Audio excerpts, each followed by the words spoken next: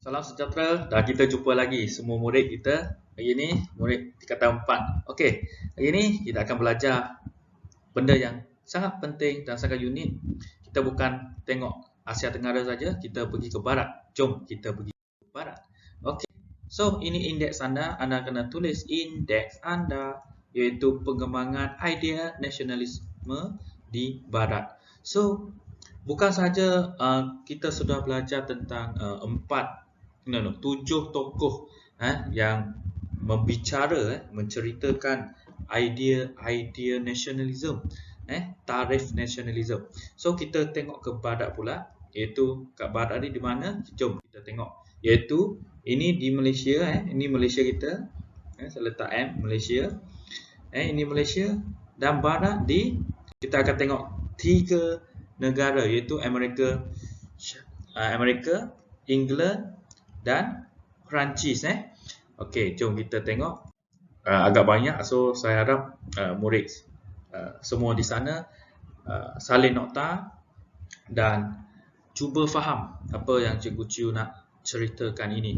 Okey, so nationalism kita dah tahu iaitu semangat perasaan cinta yang mendalam terhadap negara. Okey, ataupun nak tolak kuasa penjajah daripada menjajah negara kita. So kita tengok nationalism di barat pula macam mana. So kita kena tahu nationalism ini dia menentang raja, dia menentang sistem beraja. VS sistem beraja, dia menentang raja. Sebab dia tak suka raja berkuasa mutlak. Okey, ini yang pertama kamu kena tahu. VS versus sistem beraja. Yang kedua, dia sebab apa dia menentang raja ni? Sebab rakyat dia susah. Rakyat dia susah di barat. Okey, susah di barat. Okey, contoh nationalism anti raja iaitu revolusi keagungan di England dan revolusi Perancis. Dan satu idea nasionalisme ini yang berkait rapat dengan memperoleh kemerdekaan.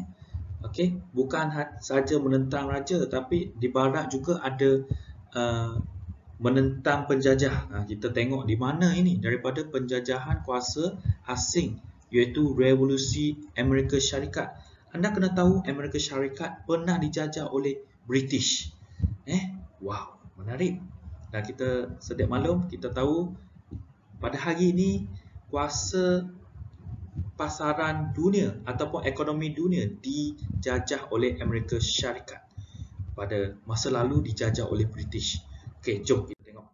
Okey, ini John Locke, ahli falsafah Inggeris, ahli ilmuwan yang ada ilmu. Dia cakap apa? Dia selepas pengumbalan Bill of Rights. Kita akan tengok Bill of Rights ni apa dia. Dia kata mempopularkan prinsip raja pemperlembagaan. Kita kena ingat di negara Malaysia juga ada sistem raja berperlembagaan, demokrasi berparlimen. Di barat pun ada. Dia tak nak raja berkuasa mutlak. Raja kena ikut perlembagaan. Yang itu yang dimasukkan. Menolak konsep pemerintahan raja berkuasa mutlak. Yang ini kamu kena salin. Okey. Kenapa? Sebab ada perlembagaan, undang-undang perlu dikubah bagi memenuhi hak asasi manusia. Kita kena fair and square, bukan raja yang ada kuasa, raja menjajah segalanya. Itu yang dimasukkan raja perlembagaan. Okey, next kita tengok ini revolusi keagungan di England. Okey, revolusi keagungan 1688 berlaku di England disebabkan apa? Disebab ingin menegakkan kedaulatan parlimen, tak suka menggunakan kuasa dan melindungi hak asasi rakyat. Bukan ada kuasa boleh jajah everything. Kita tengok apa yang berlaku di England. Okey, kita go to the next slide. Okey, revolusi ini berikutan berlaku disebabkan oleh Raja James II memelakangkan parlimen semasa mengubah undang-undang. Undang-undang ini sangat penting sebenarnya. Semua orang kena ikut, tapi Raja James ni diakibatkan dia mementingkan diri sendiri, dia membelakangkan undang-undang, tak ikut undang-undang, ikut kuasa dia. So ahli parlimen ni bangkitlah. Ahli parlimen ni bangkit menentang pemerintahan raja ni, berkuasa mutlak dengan sokongan Mary II dan suaminya Raja William of Orange dari Belanda. Belanda pun masuk campur tentang ini, menyedari sokongan yang semakin berkurangan, Raja James II melarikan diri ke Perancis.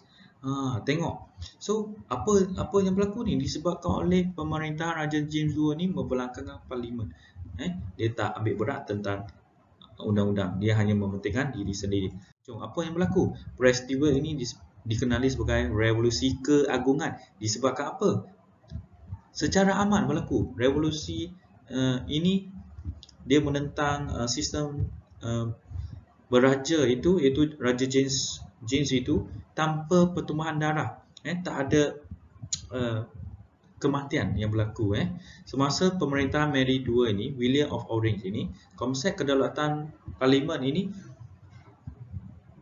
ditegakkan dan sistem raja berperlembagaan ini dimantapkan. So raja ikut perlembagaan, raja ikut undang-undang, bukannya membelakangkan undang-undang.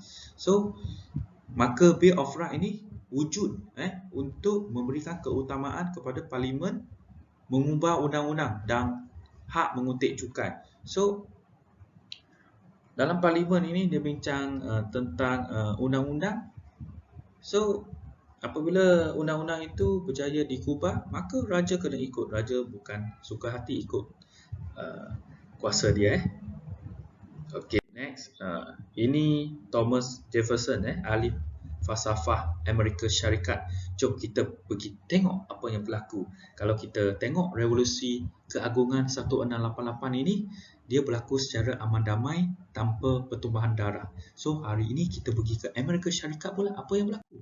Okey, revolusi Amerika Syarikat ni 1776, dia berlaku disebabkan oleh tindakan British tidak melindungi hak penduduk Amerika Syarikat. Bukan Amerika Syarikat lagi, Amerika saja. Yang dulu British ni dia jajah 13 buah tanah jajahan British di Amerika. Hebat tak hebat British dulu. Penduduk Amerika ni dia menentang ACTA. ACTA ni mudah kata ialah peraturan ataupun undang-undang yang telah ditetapkan oleh British yang diperkenalkan untuk mengumpul cukai di jajahan tersebut. Seperti ACTA pelayaran. ACTA pelayaran ni berkaitan dengan kapal keluar masuk. ACTA gula, ACTA stamp, ACTA teh. Penduduk tanah jajahan di Amerika ni melawan slogan tiada cukai tanpa perwakilan. Maksudnya di sini, kalau tak ada wakil Amerika Syarikat di parlimen, maka dia ada wakil Amerika dalam parlimen British. So kalau tak ada wakil Amerika Syarikat, walaupun merupakan tanah jajahan British, maka cukai tidak akan dibayar. Itu dimaksudkan.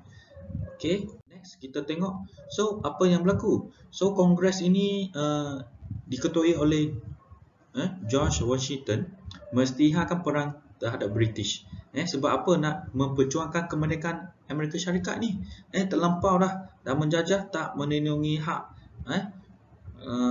asasi ataupun perwakilan Amerika Syarikat. Tak ada satu orang pun di parlimen.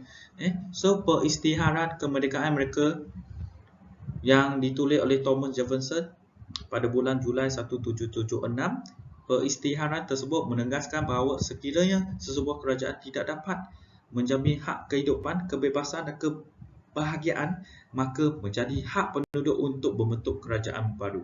Okey.